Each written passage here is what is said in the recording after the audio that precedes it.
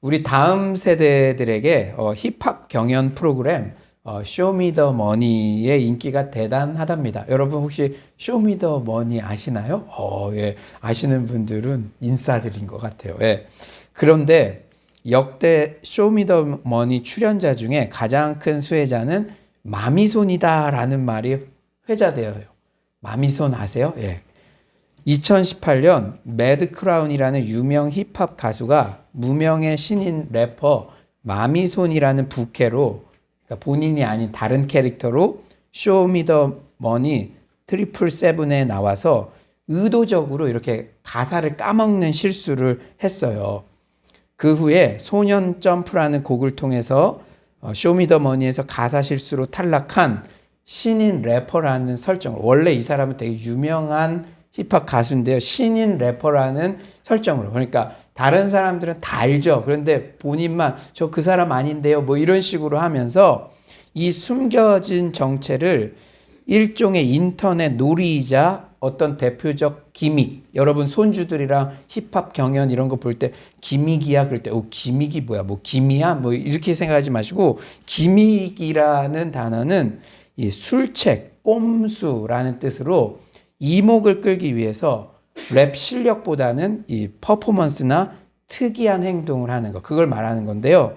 이 대표적인 기믹으로 이렇게 만들었던 것이죠. 엄청난 주목을 받게 된 것이죠. 2분을 조금 넘는 소년 점프의 유튜브 조회수는 폭발적인 반응을 일으켰고, 그로 발생한 총 수익도 어마어마했습니다. 그리고요, 저 두건 같은 거, 이런 상품들이 엄청나게 팔렸어요. 가상의 캐릭터 마미손이 오히려 본 프로그램을 능가하는 성공을 거뒀습니다.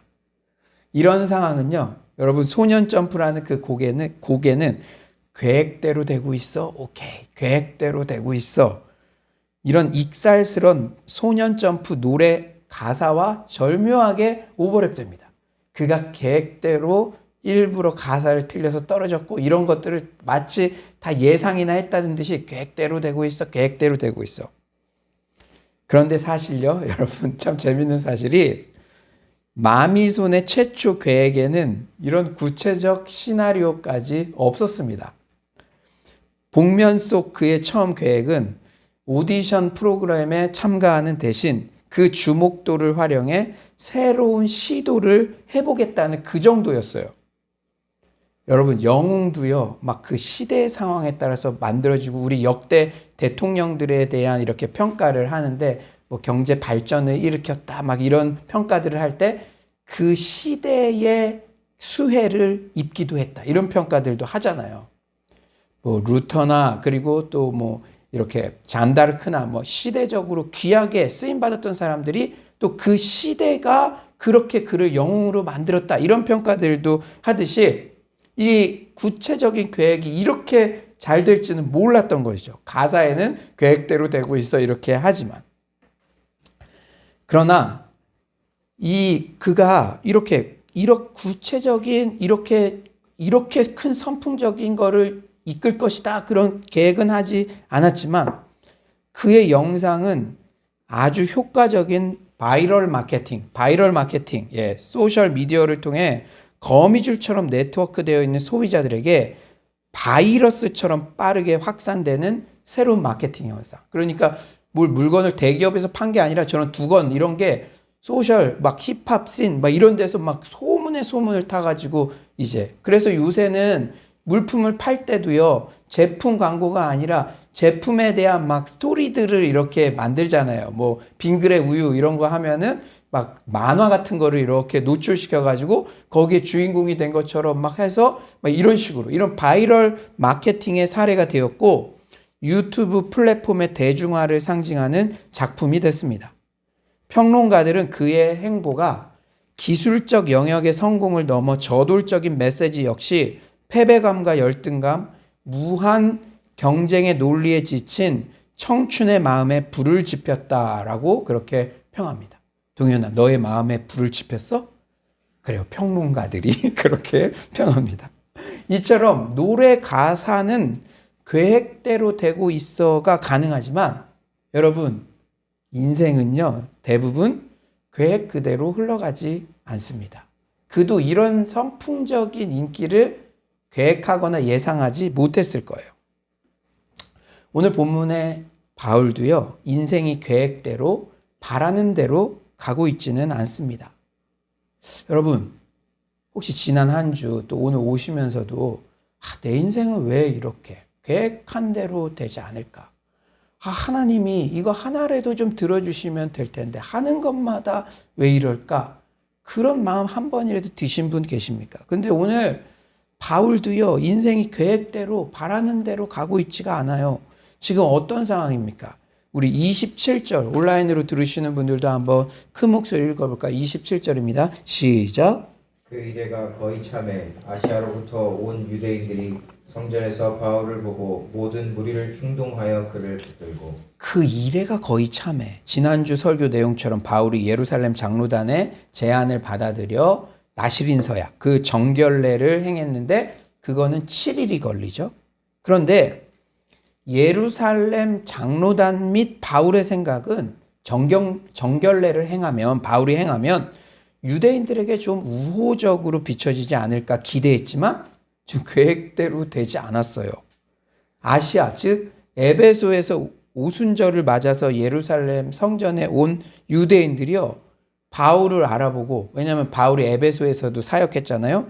무리를 충동해서 붙잡았습니다. 그러니까 우리가 명동 같은 데 갔는데 갑자기 그 행인들이 저 녀석 잡아라 죽여라 해가지고 그냥 잡은 거나 마찬가지 상황이에요. 에베소 지역에서 데메드리오 일당이 한 것 같은 똑같은 짓을 하고 있습니다. 은장색, 자기 경제적으로 그렇게 갔으니까 무리들을 충동해서 막 바울을 죽이려고 그랬잖아요. 그게 예루살렘에서도 가능할 것이라고 생각하고 똑같은 패턴으로 군중을 자극하여 광란에 몰아넣는 나쁜 기술을 배운 듯해요. 이런 나쁜 기술들은 어찌 그리 습득이 빠른지. 28절 한번 다 같이 한번 읽어볼까요? 28절입니다. 시작. 의치되 이스라엘 사람들아 도우라. 이 사람은 각처에서 우리 백성과 율법과 이곳을 비방하여 모든 사람을 가르치는 그 자인데 또 헬라인을 데리고 성전에 들어가서 이 거룩한 곳을 더럽혔다 하니. 바울을 비방하고 있어요.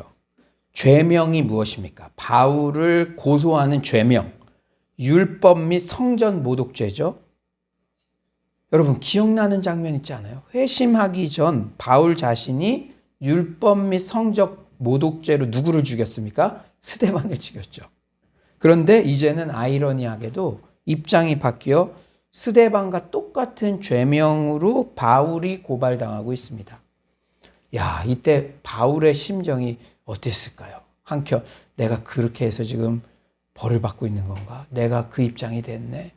이런 생각, 순간순간 바울 그렇게까지 하지는 않았겠지. 하여튼 복잡했을 거예요. 여러분들 중에도 그런 경험들 있잖아요. 과거에 막 청소년기 때 진짜 방황하고 해서는 안 될 거 했는데 내 자녀가 청소년기 때 그런 걸 겪고 그러면 그때 내가 그래서 그런가 이런 것처럼 하여튼 복잡한 심정이었을 거예요. 그런데 그들의 고발도요, 팩트가 아니라 추측에 지금 근거하고 있습니다. 계속 바울은 오해받고 있어요. 29절 한번 다 같이 읽어볼까요? 29절 시작. 이는 그들이 전에 에베소 사람 드로비모가 바울과 함께 시내에 있음을 보고 바울이 그를 성전에 데리고 들어간 줄로 생각합니다. 시내에서 드로비모라는 이방인이 바울과 함께 있었던 것을 본 거예요. 바울이 그 이방인을 분명히 성전에 데리고 들어갔을 것이라고 추측해서 비난한 거예요. 성전에 데리고 들어간 건 본 적도 없는데, 예를 들어서 제가 저 맘스터치 앞에서 우리 외국인을 만나서 이렇게 옆에 이렇게 같이 있었다. 그거 보아놓고 예배 드릴 때 교회 예배당에 저 사람 데리고 들어왔다. 그렇게 친하니까. 이런 식으로 막 지금 팩트도 아닌 사실로 비방하고 있는 것이죠. 그렇다면 성전에 이방인을 데리고 들어가는 것에 왜 그렇게 민감할까요? 성도님들 이미 잘 아시겠지만 당시 예루살렘 성전은 안뜰과 바깥뜰로 나뉘어 있었는데 안뜰에는 오직 유대인들만 들어올 수 있었고 이방인들은 바깥뜰까지만 출입이 가능했어요. 만일 이방인들이 안뜰로 들어오는 경우에는 죽임을 당해야 했습니다. 이 규정이 어느 정도로 엄격하냐면요, 로마 총독부만이 관장하고 있던 사형 집행권이 이 성전뜰 규정을 어기는 경우에 한해서만은 유대인도 예외적으로 사형을 집행할 수 있게 할 정도였다니까요. 로마 당국은 유대인들에게 극히 민감한 종교 문제였던 이 성전 규정에 대해서만은 유대인의 극심한 반발을 피하기 위해 이처럼 권한을 양보했을 정도예요. 그러니까 얼마나 이게 민감한 사안인지. 바울은 이처럼 예민한 문제로 성난 군중에게 죽임을 당할 수도 있는 일촉즉발의 상황이에요. 30절에서 31절 상반절은 이렇게 말하죠. 온 성이 소동하여 백성이 달려와 모여 바울을 잡아 성전 밖으로 끌고 나가니 문들이 곧 닫히더라. 그들이 그를 죽이려 할 때에.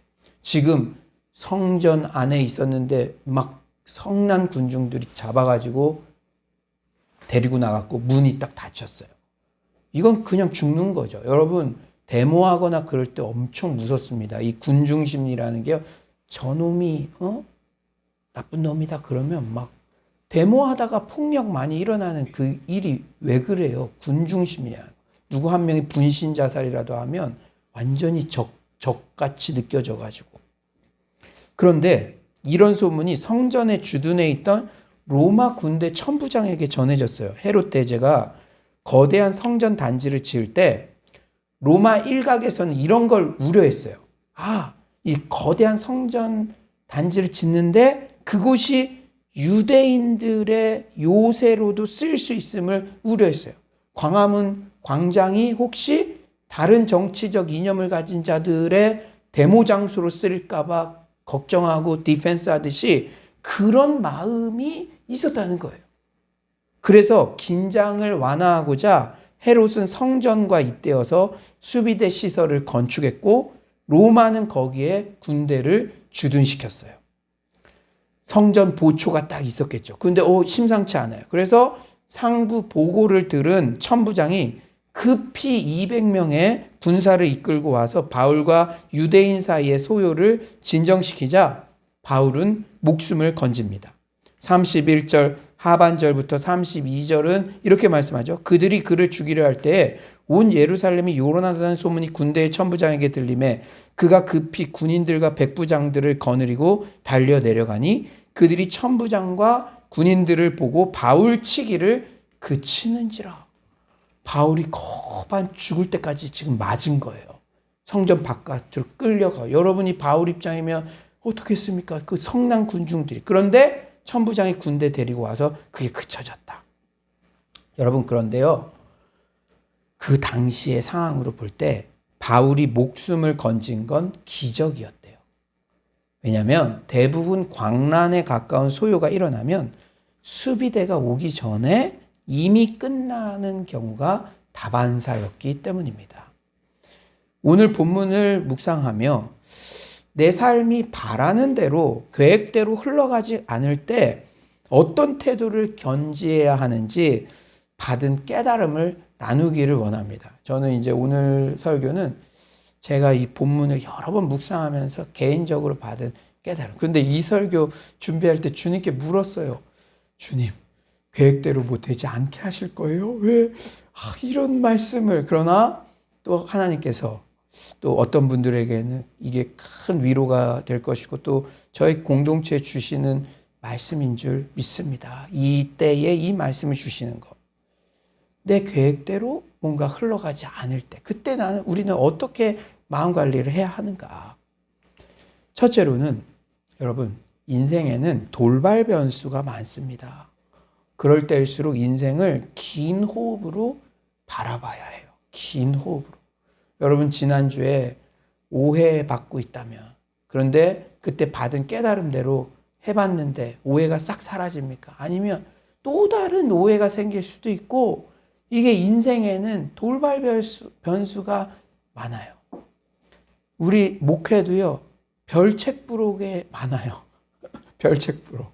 그러니까 예수님께서 3년 동안 그거 하신 것, 제자들이 또 목회한 거, 이런 것들을 이렇게 살펴보지만 그때 안 일어난 일 너무 많아요. 그러니까 우리 인생 목회도 돌발 변수가 많다는 것을 우리가 인정해야 되는데, 그때는 그 일 때문에 막 당장 오늘 이번 주에 일어난 일 때문에 죽겠다고 그런 게 아니라 긴 호흡을 가지고 여러분의 인생을 바라봐야 됩니다. 아멘이십니까? 길게. 오늘 본문에 바울의 심정이 되어 봅니다. 바울은 예루살렘 장로단의 제안에 큰 양보를 했어요. 장로단들이 이렇게 하니까 이렇게 하세요 하니까 그래서 정결례를 받잖아요. 그래서 유대인의 율법을 존중하는 정결 예식을 행하고 있는데 정결 예식을 다 마치기도 전에 성전 안에서 에베소에서 온 유대인들의 공격을 지금 받고 있는 거예요. 바울의 마음이 어땠을까요? 아, 괜히 장로단 제안을 들었다.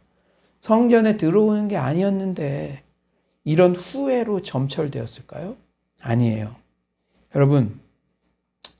여러분은 지금 다른 사람 이야기 하는 것처럼 들릴지 모르겠지만 여러분이 진짜 신뢰하는 멘토들의 이 제안을 들어서 양보한 결정했는데 지금 끌려가서 죽음 직전까지 맞고 있다고 생각해 보세요. 어떻겠습니까? 멘토들의 제안을 받아 자신의 자존심도 내려놓고 양보한 결정을 했는데 오히려 상황이 악화되는 것 같고 심지어 매 맞고 죽음 직전의 위기까지 갈 때 그때 마음이 어떻겠습니까? 하지만 바울은 타인을 원망하거나 계획이 어그러졌다고 자포자기하지 않아요. 원망했다는 기사가 없고요. 또 이제 끝났나 보다. 그러지 않죠. 왜냐하면 천부장이 데려갔을 때도 내가 말할 기회를 주세요. 끝까지 그 기회 가운데도 복음을 전하려고 했었다는 것이죠. 그 순간에도 뭔가 하나님이 하실 일이 있겠지 생각하며 하나님의 미쁘심과 신실하심을 믿음으로 받아들여요. 저는요, 이제 제 얘기를 좀 할게요. 요새 제 계획대로 안 되는 게 참 많습니다. 이 코로나 시기와 코로나 이후 위드 코로나. 제가 설교로 예상으로 말씀은 전했지만 기도하다 받은 깨달음을 제가 그랬죠. 코로나 때보다 어쩌면 위드 코로나 되면 더 마음관리 어려운 상황들이 발생할 수 있다. 그랬는데 참 그래요. 그런데 저는요. 제 계획대로 뭔가 되지 않을 때 저도 사람인지라 처음에는 속상하고 환경 탓을 해보기도 합니다. 하지만 제 인생의 과거, 현재, 미래를 긴 호흡으로 생각해요. 그리고 특히 임마누엘이라는 그 단어, 주님이 우리와 함께 하신다. 우리는 과거의 지난 일들을 생각해 볼 때는 그때도 함께 하셨군요. 그때는 미처 몰랐는데 지나 보니까 그랬군요. 그거는 쉽게 이렇게 고백을 해요. 사랑방 모임 같은 거 할 때. 근데 왜 현재와 미래에 대해서는 두려워합니까?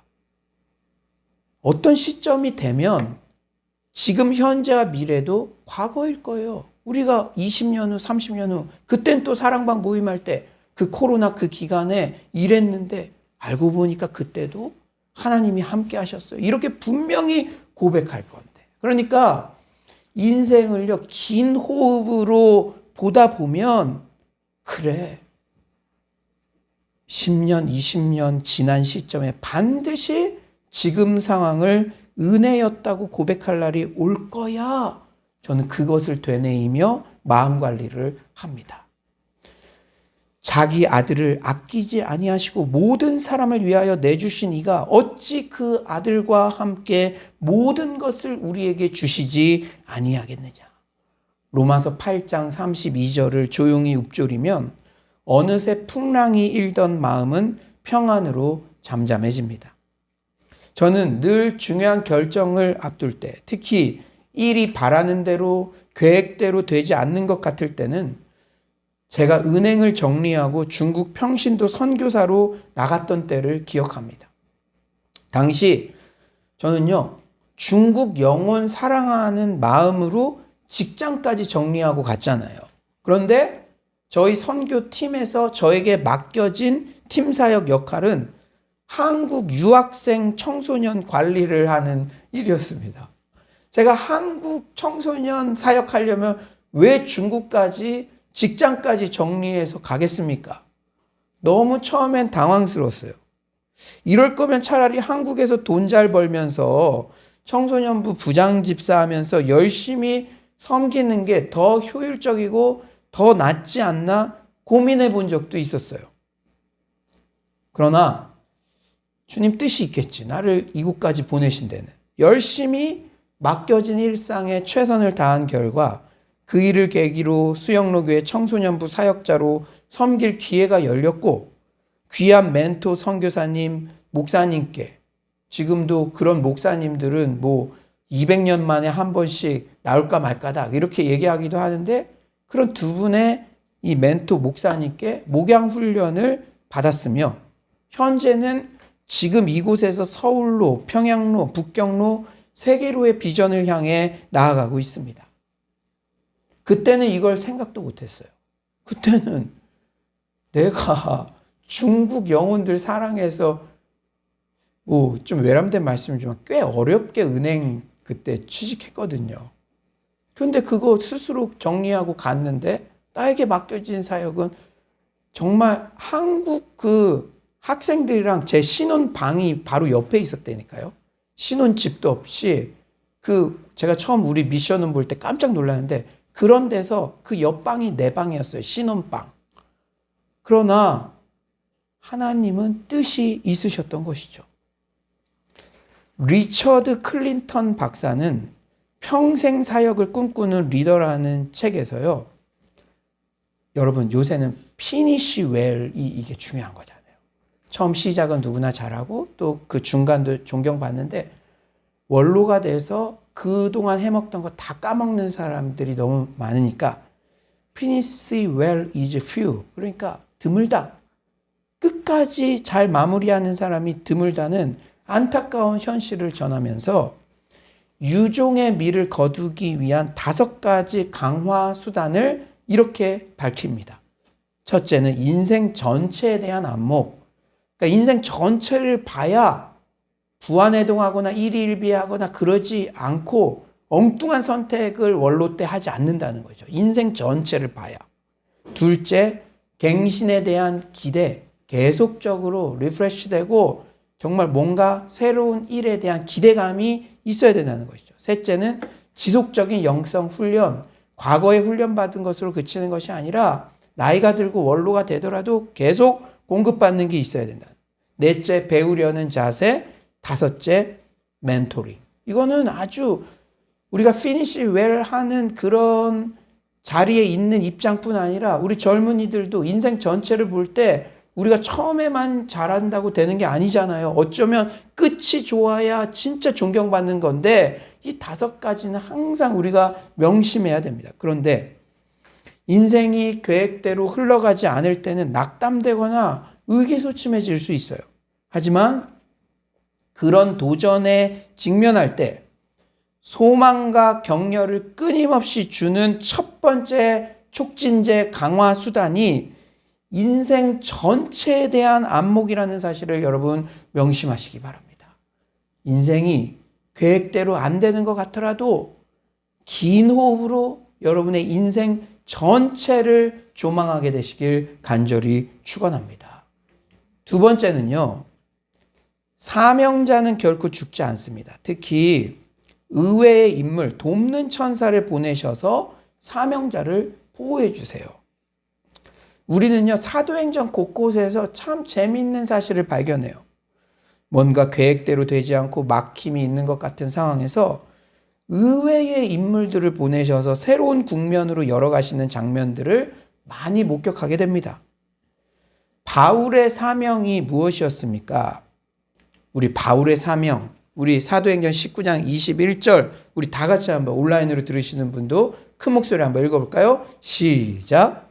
이 있은 후에 바울이 마게도냐와 아가야를 거쳐 예루살렘에 가기로 작정하여 이르되 내가 거기 갔다가 후에 로마도 보아야 하리라 하고. 지금 예루살렘까지는 왔죠? 그 후에 어디 보고 싶다고요? 로마도 가. 그러니까 예루살렘에 갈 때부터 바울은 로마 가야지 이 마음이 있었던 거예요. 바울은 사도행전 1장 8절 땅끝 열방 선교 비전에 올인한 인생이었어요.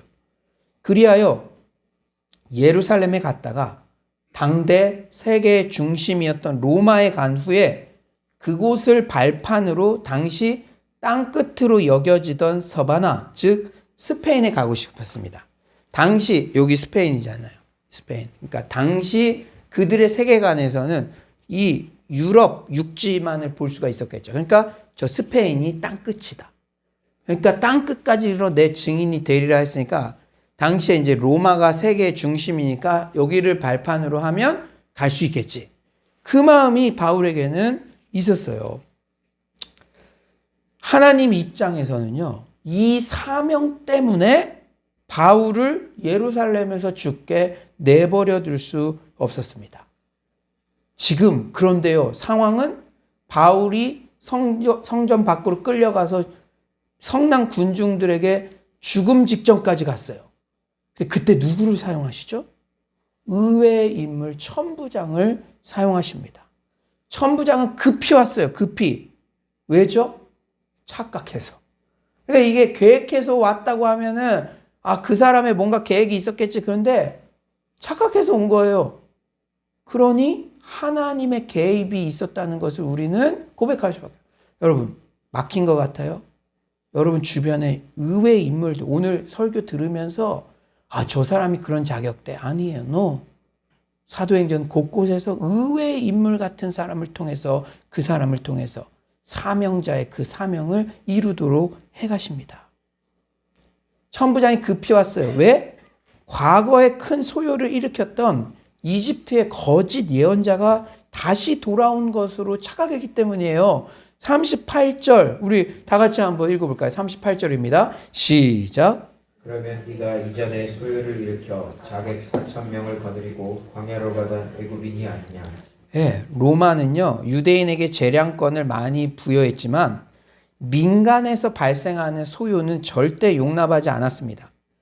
그래서 로마 군대는요 민간의 소요가 일어나면 우리 그러면 큰일 나죠. 우리도 데모 일어났을 때 경찰이 살해하면은 큰일 나죠. 그러나 로마 군대 예외적으로 민간의 소요가 일어날 때는 살해까지 포함해서 무슨 수를 써서라도 진압할 의무가 있었어요. 천부장은 어떤 기독교 신앙적 헌신으로 바울의 목숨을 살린 게 아닙니다. 또한 천부장이 바울을 체포한 것은 바울에게 죄가 발견되어서가 아니라 그저 신변보호용이에요. 소요를 잠재워서 자신이 능력 있는 천부장임을 인정받고 싶은 것 뿐이었습니다.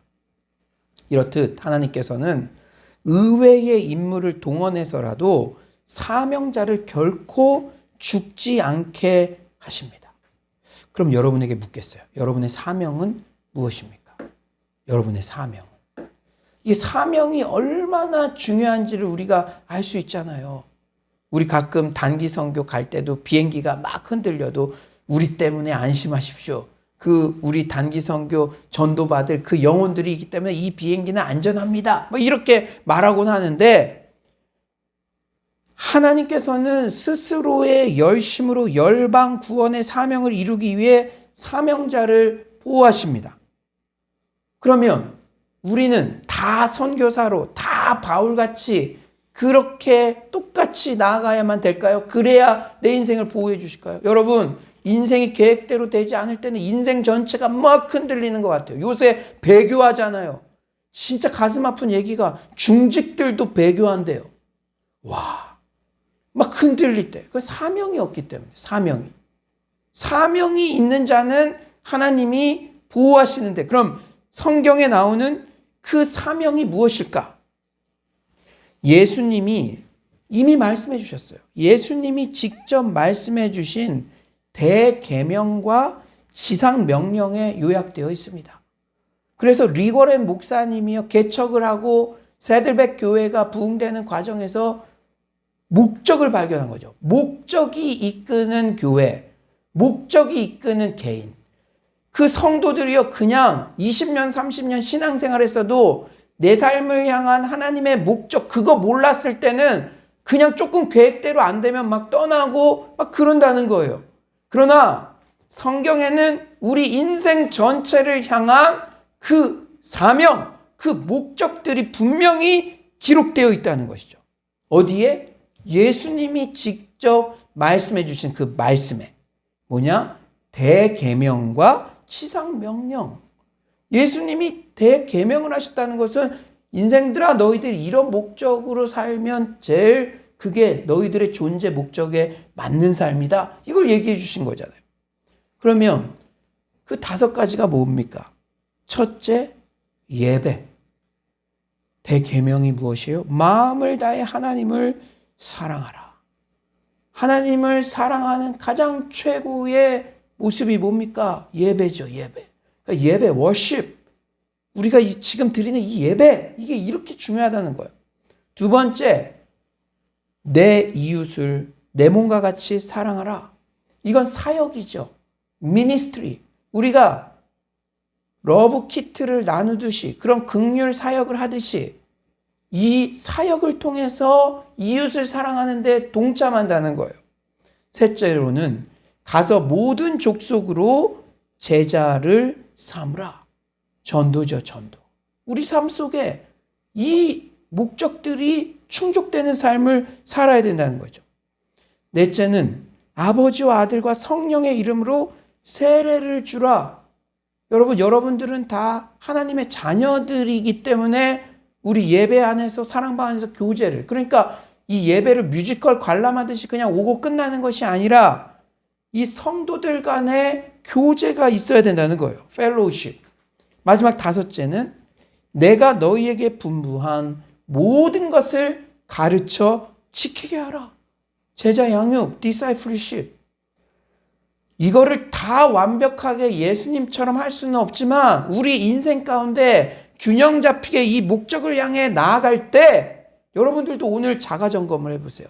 이 5가지 중에 내가 너무 이게 피니시 웨를 잘하기 위해서도 이게 균형이 잡혀 있어야 된다는 거죠. 이 사명 가운데 나아가는 자를 하나님께서는 의외의 인물을 동원해서라도 하나님의 그 뜻을 이루기 위해 보호해 주시고 그 교회를 보호해 주시고 그 비전 가운데 나아가게 해 주신다는 것입니다. 예수님도요, 이 5가지 목적을 위해서 사셨어요. 우리 다 같이 한번 우리 읽어볼까요? 시작.